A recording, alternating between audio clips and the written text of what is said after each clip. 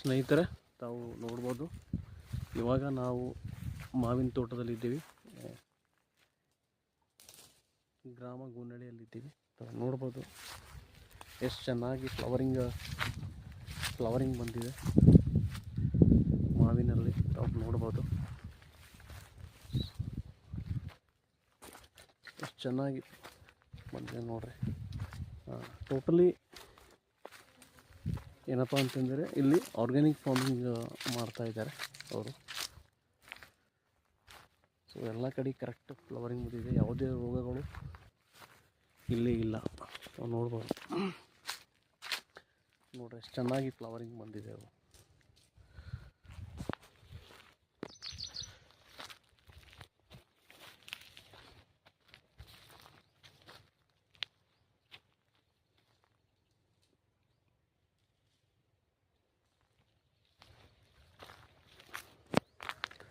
So ಇಲ್ಲಿ Trichoderma use ಮಾಡಿದ್ದಾರೆ, Pseudomonas use ಮಾಡಿದ್ದಾರೆ, AMC ಯೂಸ್ ಮಾಡಿದ್ದಾರೆ, PSB ಯೂಸ್ ಮಾಡಿದ್ದಾರೆ, KSB ಯೂಸ್ ಮಾಡಿದ್ದಾರೆ, ಆಮೇಲೆ ಬ್ಯಾಸಿಲಸ್ ಯೂಸ್ ಮಾಡಿದ್ದಾರೆ.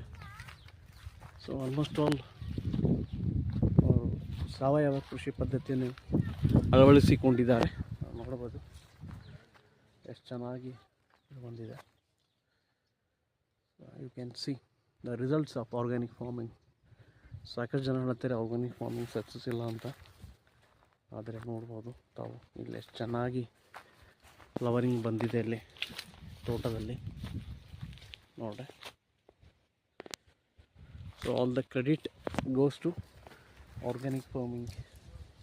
It may be in the form of using the Trichoderma, it may be Pseudomonas, it may be AMC, it may be Bacillus, it may be PSB, KSB,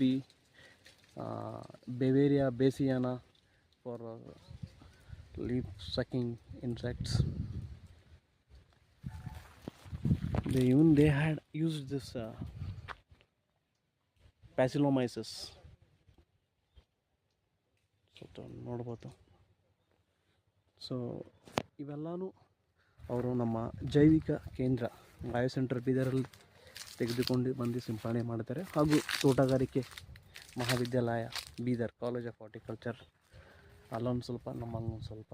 so available bio control agents ಆಗಲಿ, bio